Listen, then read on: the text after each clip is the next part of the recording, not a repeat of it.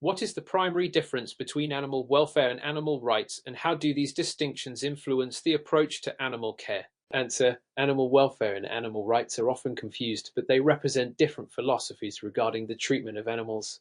Animal welfare focuses on the humane treatment of animals. It acknowledges that animals can be used for human purposes, e.g., food, work, companionship, but advocates for the minimization of suffering, ensuring adequate living conditions and proper care. Laws and regulations regarding animal welfare, such as the Animal Welfare Act specific to certain regions, often enforce standards for housing, nutrition, and veterinary care. Animal rights, on the other hand, posits that animals have inherent rights and humans should not use animals for any purpose. This includes opposing the use of animals for food, testing, or entertainment. Supporters of animal rights, such as groups that follow the principles outlined by philosophers like Tom Regan and Peter Singer, argue that animals should not be viewed as property or commodities. The distinction between these views influences care practices. Animal welfare guidelines, like the Five Freedoms of Animal Welfare, freedom from hunger, discomfort, pain, fear, and freedom to express normal behavior, influence how animals are housed and treated in various environments. How do the local government regulations in your area ensure the health and welfare of companion animals, and what role do agencies like the RSPCA play in enforcing these regulations? Answer: local government regulations typically cover a wide range of animal welfare concerns, including, but not limited to, animal cruelty, pet registration, and responsible pet ownership. Regulations may mandate pet registration. Pets must be registered with the local council, ensuring that the pet's ownership is tracked and that health guidelines, such as vaccinations, are met. Microchipping. Many local laws require that pets be microchipped, which helps reunite lost pets with their owners and ensures their identity is documented. Animal care and cruelty. Local councils work closely with organizations like the RSPCA, Royal Society for the Prevention of Cruelty to Animals, to investigate animal abuse cases. The RSPCA has the legal authority to inspect properties, remove animals from harmful situations, and prosecute offenders under the relevant cruelty laws, such as the Prevention of Cruelty to Animals Act. These regulations help ensure that pet owners provide adequate care, including appropriate shelter, food, exercise, and veterinary care. Local laws often stipulate fines or penalties for non-compliance, which reinforces responsible pet ownership. Mr. Williams is a pet store owner and has recently been informed by the local council that he is not compliant with pet welfare standards for one of the rabbits he sells. The rabbit is housed in a cage that is too small and its living conditions are unsanitary. What steps should Mr. Williams take to comply with the relevant animal welfare legislation and improve the conditions for the rabbit? Answer: Mr. Williams is required to take immediate corrective actions to comply with animal welfare standards under the local animal care regulations. He should assess and improve the cage size. According to the Five Freedoms of Animal Welfare, the rabbit must have enough space to move around freely.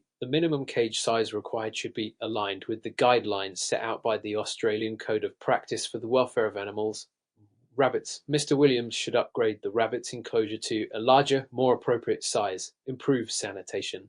The cage should be cleaned regularly to prevent the accumulation of waste, which can lead to health issues. Mr. Williams should establish a daily cleaning routine and provide proper bedding that can be changed frequently. Provide enrichment. The rabbit needs to be provided with environmental enrichment, such as toys, tunnels, or areas where it can hide and exercise. This is critical for its mental and physical well-being. Seek advice from animal welfare experts. Mr. Williams should contact local animal welfare authorities or veterinary professionals to ensure that he is fully complying with the local legislation and animal care standards.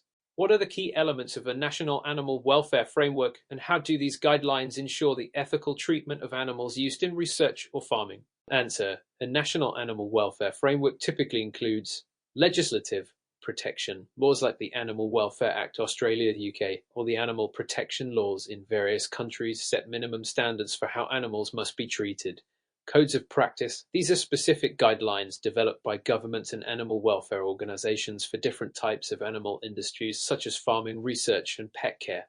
Codes of practice outline the ethical and practical requirements for caring for animals in each sector. Inspections and enforcement. Animal welfare agencies such as the RSPCA or local government bodies are responsible for ensuring that laws are being followed. This includes routine inspections of facilities like farms or research labs and the ability to prosecute offenders who fail to meet standards. Animal ethics committees. In research, animal ethics committees are responsible for reviewing and approving projects that involve animals, ensuring that they adhere to principles of necessity, humaneness, and minimization of suffering. Research must follow the National Health and Medical Research Council (ARC) guidelines in Australia or equivalent standards in other regions. What are the ethical considerations that pet care professionals must take into account when training dogs for obedience, and how do these considerations relate to animal welfare laws? Answer: when training dogs for obedience, pet care professionals must ensure that their methods are humane, effective, and ethical. Key ethical considerations include positive reinforcement. Training should be based on positive reinforcement techniques, treats, praise, rather than punishment-based methods. Positive reinforcement is considered more humane and aligns with animal welfare principles, such as promoting mental well-being and reducing stress in animals. Avoiding physical harm. Techniques that involve physical pain, such as shock collars or choke chains, are considered unethical and may violate animal welfare laws, such as the Prevention of Cruelty to Animals Act. These methods can cause distress and harm to the animal, which is contrary to the welfare principle that animals should not suffer unnecessarily. Mental health considerations. The training process should also consider the mental and emotional state of the dog.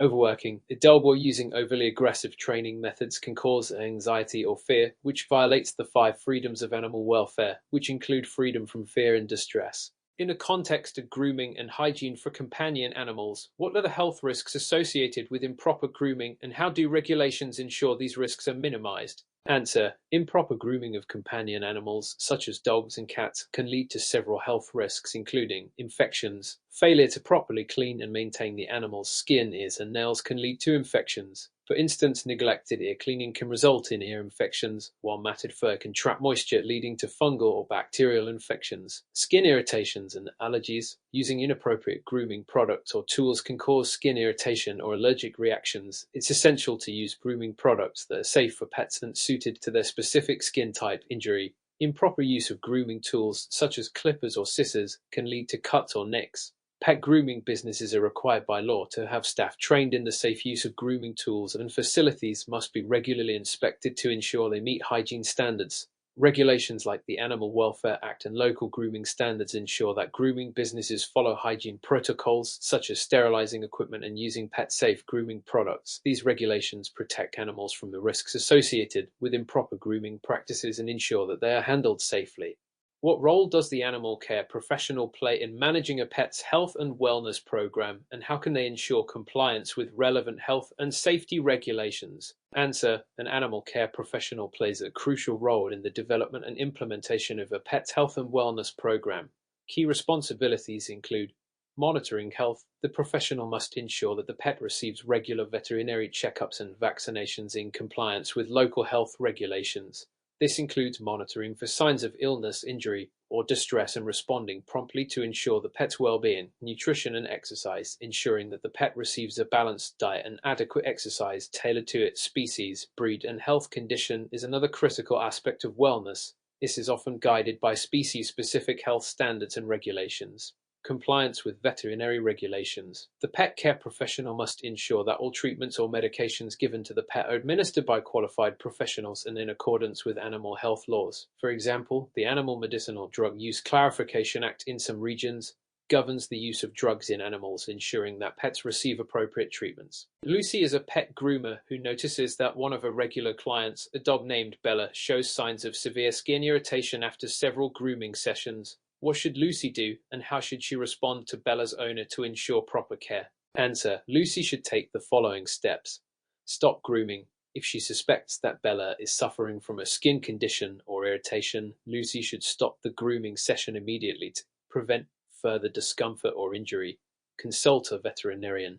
Lucy should recommend that Bella's owner take the dog to a veterinarian for a proper diagnosis. Skin irritation could be a symptom of allergies, parasites, or infection, which may require medical treatment. Record the incident. Lucy should document her observations and any actions taken. This record may be useful for the veterinarian and is important for maintaining professional standards of care. Educate the owner. Lucy should discuss the possible causes of Bella's condition with the owner and educate them about the importance of regular vet checkups, proper grooming products, and potential allergens that may be affecting Bella. By taking these actions, Lucy ensures that Bella receives the proper care and avoids further discomfort as required by animal welfare standards. How does the International Framework for Animal Care, such as the World Animal Health Organization (OI) guidelines, influence domestic animal welfare practices? Answer: the World Animal Health Organization (OI) sets international standards for animal health and welfare. These guidelines influence domestic practices in several ways: animal disease control. The OIE provides recommendations for the prevention and control of animal diseases that can impact both animal populations and human health. National governments adopt these guidelines to prevent the spread of zoonotic diseases and ensure the safety of the food supply. Welfare standards. OIE's animal welfare guidelines provide a framework for humane treatment in farming, transport, and slaughter. Countries that are members of the OIE often incorporate these guidelines into their national legislation, creating stronger, more consistent animal welfare laws. Global advocacy. The OIE also plays a significant role in advocating for the ethical treatment of animals globally. By adhering to OIE guidelines, countries demonstrate a commitment to international standards of animal welfare, ensuring that practices like factory farming, animal testing, and pet care meet ethical and scientific standards. What specific animal welfare considerations should be taken into account when handling exotic pets, and how do these considerations differ from those applied to more common household pets? Answer: handling exotic pets, such as reptiles, birds, or small mammals, requires specific considerations due to their unique needs and behaviors. Key factors include species-specific needs. Exotic pets have different environmental and dietary requirements compared to more common household pets. For example, reptiles require specific temperature and humidity levels, while exotic birds may need specialized diets and social interaction to prevent stress. Socialization and behavior. Unlike dogs or cats, exotic pets may not be accustomed to human interaction and can become stressed or aggressive if not handled correctly. Animal care professionals must understand the species' natural behavior and handle them with caution. Legal regulations. Many exotic pets are subject to strict laws regarding their care and ownership, including import-export regulations, breeding restrictions, and welfare standards. For instance, the Convention on International Trade in Endangered Species of Wild Fauna and Flora (CITES) regulates the trade of exotic species to prevent exploitation and ensure their welfare. What are the ethical implications of intervening in the lives of injured or orphaned wildlife, and how should these be balanced with the principles of wildlife care and rehabilitation? Answer: ethical considerations in wildlife care revolve around the need to balance human intervention with the natural behaviors and autonomy of wildlife. The key principle is to cause the least harm and avoid disrupting the animal's natural processes. This includes minimizing human contact to prevent habituation and reliance on humans, not releasing animals too early if they cannot survive independently, which could cause further suffering, choosing the most humane course of action, which may involve euthanasia in cases where rehabilitation would cause more harm than good. Relevant guidelines. The National Code of Practice for the Welfare of Animals outlines that animals should be treated with respect and care to minimize suffering. The Australian Code of Practice for the Care and Use of Animals for Scientific Purposes stresses ethical considerations in all animal-related practices, ensuring humane treatment and compliance with legal standards. How would you modify the diet and environment for a recovering native Australian bird, such as a magpie that has suffered a wing injury? Answer: for a recovering native bird like a magpie, specialized diets and environments are crucial to recovery. The approach includes dietary adjustments. Provide a diet high in protein, vitamins, and minerals to support the healing process. This would include insects, seeds, fruits, and specially formulated supplements. Birds like magpies need a natural diet to aid recovery and avoid complications. Environmental needs. The bird should be housed in a calm, quiet environment to minimize stress. A small aviary with natural perches, branches for climbing, and access to sunlight is necessary for its rehabilitation.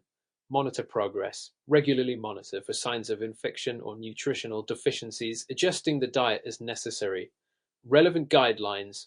The Australian Wildlife Rehabilitation Code of Practice provides guidelines on the dietary needs and environmental setups for wildlife rehabilitation. It emphasizes creating environments that mimic natural habitats to reduce stress and promote healing. Mr. Smith is a wildlife rehabilitator with experience in managing native wildlife. One day, he receives an injured exotic snake species, which is venomous and highly stressed. The snake has sustained injuries from an encounter with a vehicle. Mr. Smith is unsure whether to intervene or not. What should Mr. Smith do to ensure proper care of the snake while adhering to ethical and safety guidelines? Answer: Mr. Smith should take several critical steps. Safety first. Given the venomous nature of the snake, Mr. Smith should ensure that he is wearing appropriate protective gear. G. Gloves, face shield to prevent injury. Handling of venomous snakes requires specialized training and equipment. Assessment of the injury. He should carefully assess the severity of the injury, ideally in consultation with a veterinarian experienced with exotic species. Minimize stress. Since the snake is stressed, Mr. Smith should create a calm and secure environment, such as a darkened enclosure with minimal disturbance. Venomous species, in particular, are highly susceptible to stress, which can worsen their condition. Seek expert assistance. If Mr. Smith lacks the necessary expertise, he should immediately contact a wildlife rescue organization or a veterinarian specialized in exotic animals to ensure that the snake receives proper care. Relevant guidelines. The Australian Code of Practice for the Care and Use of Animals for Scientific Purposes and the National Wildlife Rehabilitation Guidelines emphasize minimizing stress and providing expert care when handling exotic or venomous animals. Discuss the protocols involved in the rehabilitation and eventual release of injured wildlife, such as a kangaroo that has been hit by a car. Answer. The rehabilitation and release of injured wildlife require following strict protocols to ensure the animal's safety and long-term survival in the wild. Initial care and assessment. The first step is providing immediate first aid, which includes stabilizing the animal's condition. G. Stopping bleeding, treating shock before transporting it to a rehabilitation center. Long-term rehabilitation. Depending on the injury, rehabilitation could involve physiotherapy, wound care, and appropriate nutritional support. For a kangaroo, specialized dietary care with high-protein feeds and hydration is vital for recovery. Pre-release assessment. Before release, the kangaroo should be assessed for its ability to forage, move, and interact with its environment. It must be free of human dependence, and any remaining injuries should be healed sufficiently for survival in the wild. Release protocols. The release should occur in an area where the kangaroo can reintegrate into its natural environment. This should be done at dawn or dusk to minimize predation risk and stress. What are the key legal issues surrounding the ownership of exotic pets in Australia? And how should a pet owner comply with the regulations? Answer. In Australia, exotic pet ownership is governed by various laws to protect both the animals and the public. Key legal issues include licensing requirements. Owners of exotic animals must often obtain a permit or license to legally own certain species. These regulations vary by state and territory. Importation regulations. The Department of Agriculture, Water and the Environment regulates the importation of exotic species to prevent the introduction of invasive pests and diseases. Owners must comply with these regulations. Welfare and ethical treatment. The Animal Welfare Act 1992 outlines the duties of owners to provide appropriate care for their animals, including diet, housing, and veterinary care. Prohibited species. Certain species may be banned from private ownership due to their potential impact on local ecosystems. Owners must ensure their pet is not on a restricted species list. Relevant laws. The Animal Welfare Act and Environment Protection and Biodiversity Conservation Act 1999 lay out comprehensive regulations to ensure the ethical treatment and legal handling of exotic animals. What are the primary methods to manage stress in exotic animals, particularly reptiles, and why is it critical to address stress early? Answer. Stress management in exotic animals, particularly reptiles, is critical to their well-being. Chronic stress can lead to immunosuppression, behavioral issues, and decreased life expectancy.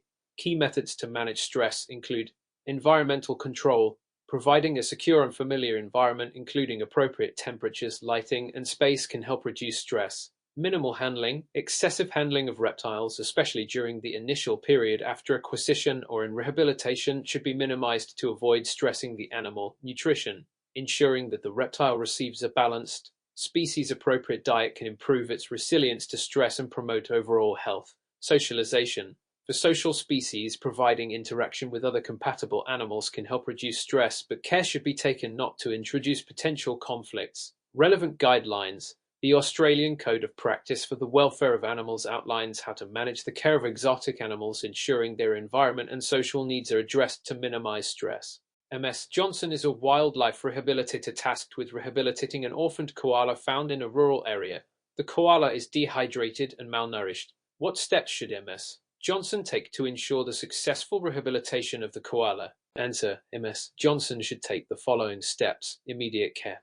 Begin with rehydration using appropriate fluids, such as an electrolyte solution, to address dehydration. Follow up with gradual feeding of eucalyptus leaves once the koala is stable. Veterinary care. Schedule A veterinary examination to assess for any infections or injuries, as koalas are susceptible to diseases like chlamydia and koala retrovirus. Nutritional support. Ensure the koala is fed a species-appropriate diet of fresh eucalyptus leaves, which provide the necessary nutrients. The leaves should be fresh, as dried leaves may cause digestive issues. Rehabilitation and release. Once stable, the koala should be given time to recover in a quiet, secure environment. Ms. Johnson should monitor its weight, hydration levels, and general health regularly before preparing for release in a suitable habitat. Relevant guidelines. The Koala Conservation and Welfare Act and the Australian Wildlife Rehabilitation Code of Practice detail procedures for the care and rehabilitation of koalas. What role do wildlife rescue organizations play in the rehabilitation and release process, and how should rehabilitators effectively coordinate with them? Answer. Wildlife rescue organizations provide essential support in the rehabilitation and release of injured or orphaned animals. Their role includes emergency response. Many rescue organizations are the first to respond to wildlife emergencies, such as animals injured in collisions with vehicles or natural disasters. Veterinary support. They often have access to veterinarians who specialize in wildlife care, ensuring that injured animals receive the medical attention they need. Rehabilitation resources. These organizations may provide resources like rehabilitation centers and experienced personnel to care for animals during recovery. Release coordination. Wildlife rescue organizations typically help to assess the readiness of an animal for release and assist in finding suitable release sites. Relevant guidelines. The Australian Wildlife Rehabilitation Code of Practice encourages collaboration with licensed wildlife rescue organizations to ensure that animals are rehabilitated according to ethical standards. How should an exotic animal, such as a mako parrot, be fed to ensure proper nutritional balance? Answer. A mako parrot's diet should be carefully balanced to meet its nutritional needs. Key components include high-quality pellets. These provide a balanced mix of vitamins and minerals. Fruits and vegetables. Offer a variety of fresh, non-toxic fruits such as apples, mangoes, and bananas, and vegetables such as leafy greens, carrots, and sweet potatoes to ensure diversity in nutrients. Nuts and seeds. These should be offered in moderation as they are high in fat but provide important fatty acids and proteins. Relevant guidelines. The Australian Code of Practice for the Care and Use of Animals for Scientific Purposes highlights the importance of providing species-appropriate diets to exotic animals to maintain health and prevent malnutrition. Why is regular veterinary care critical for exotic animals, and what are the challenges faced in providing healthcare to these species? Answer. Regular veterinary care is crucial for exotic animals due to species-specific health needs. Exotic species often have unique medical needs, requiring specialized knowledge and diagnostic tools, prevention of disease. Preventative care, such as vaccinations and regular health checks, helps to identify early signs of illness before they become severe. Stress management during vet visits. Many exotic animals find veterinary visits stressful, so minimizing stress during examinations is key. Challenges: limited access to veterinarians trained in exotic animal care. Stress-induced complications during handling an examination. Relevant guidelines. The Australian Veterinary Association's guidelines for exotic animal care provide comprehensive details on how to manage the health of exotic pets, emphasizing the importance of trained professionals and preventive health measures. You are working in an animal care facility and are responsible for conducting a risk assessment. While reviewing the area where animals are housed, you notice the presence of wet floors near the entrance, which could pose a slipping hazard to staff members. Additionally, you observe sharp tools left unattended on a workbench within reach of some animals. Describe the steps you would take to conduct a comprehensive risk assessment and identify the hazards involved.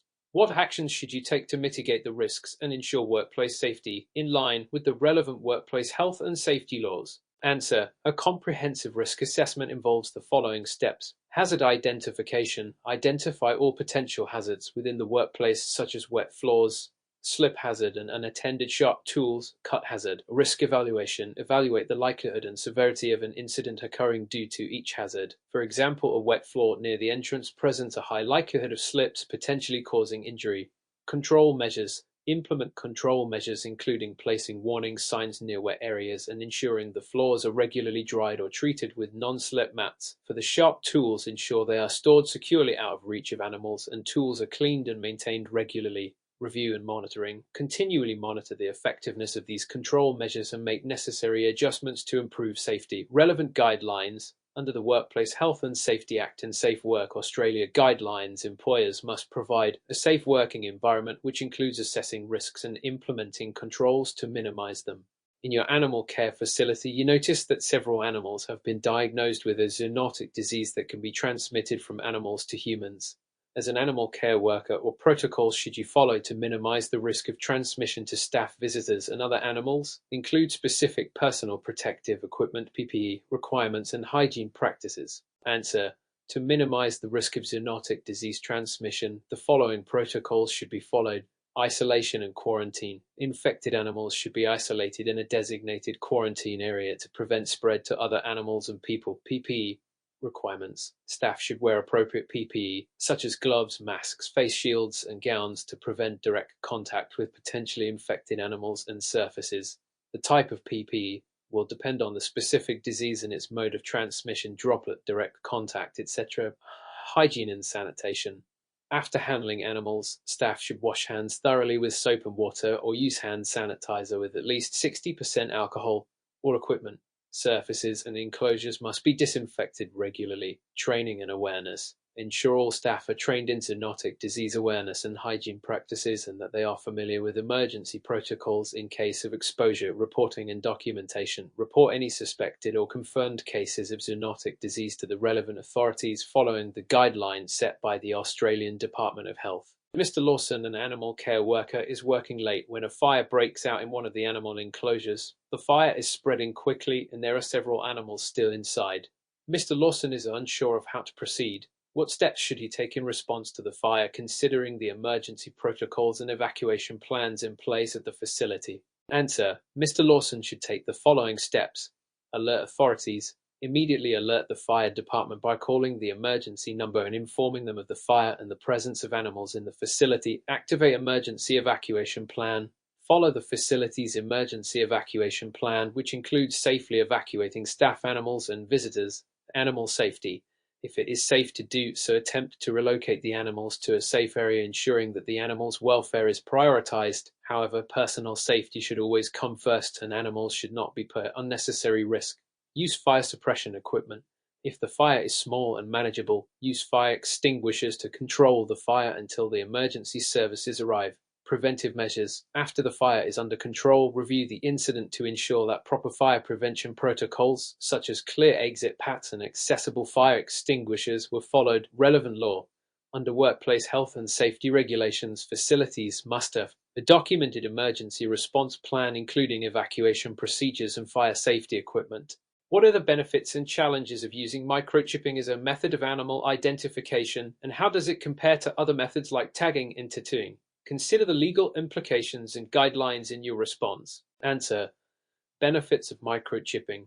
Permanent identification. A microchip provides a permanent, non-removable form of identification that cannot be altered or lost like tags or tattoos. Recovery. In the event that an animal is lost or stolen, microchipping greatly increases the chances of the animal being returned to its rightful owner. Minimal invasiveness.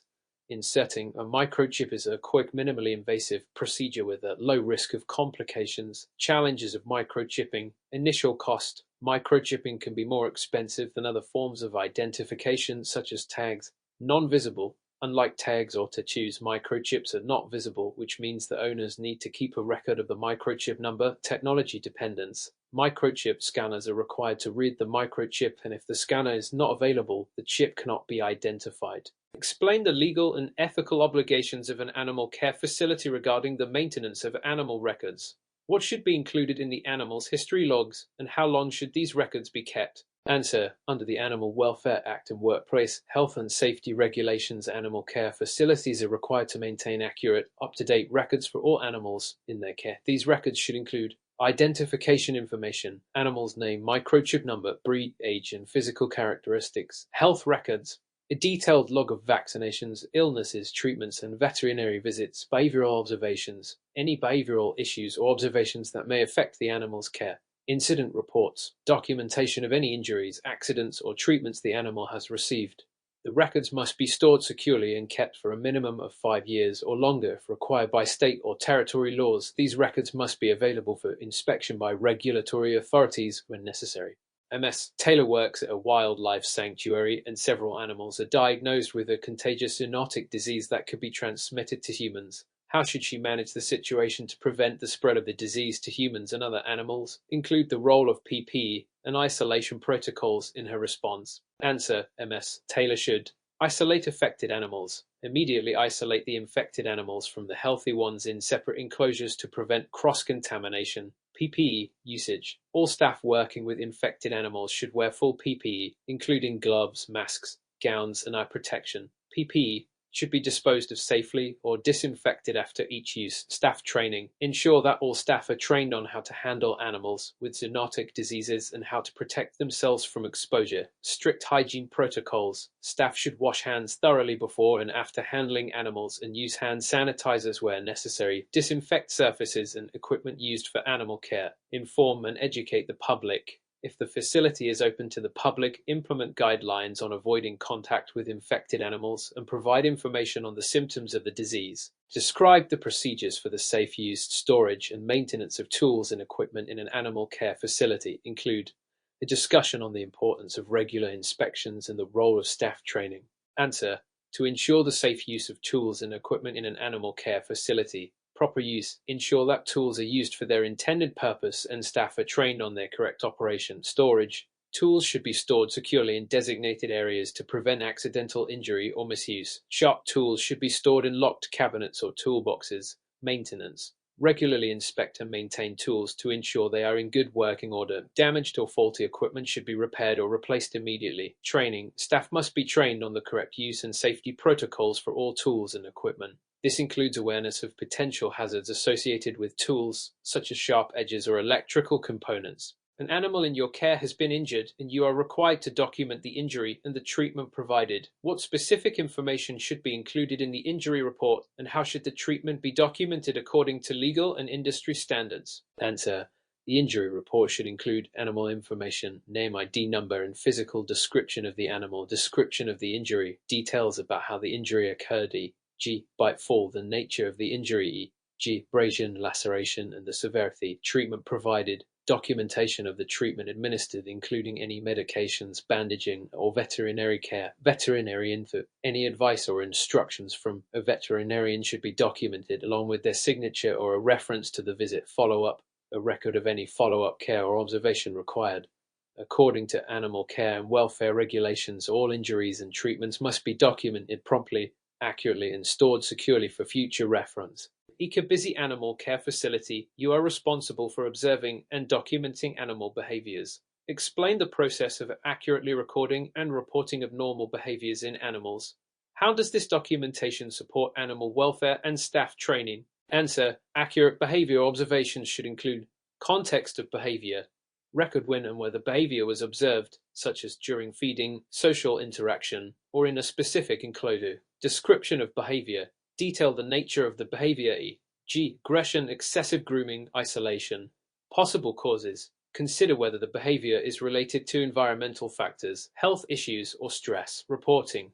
All abnormal behaviors should be documented and reported to relevant staff and veterinarians for further analysis. This helps in diagnosing potential health or psychological issues. This documentation ensures that staff are aware of any concerns related to animal welfare and can adjust care routines accordingly.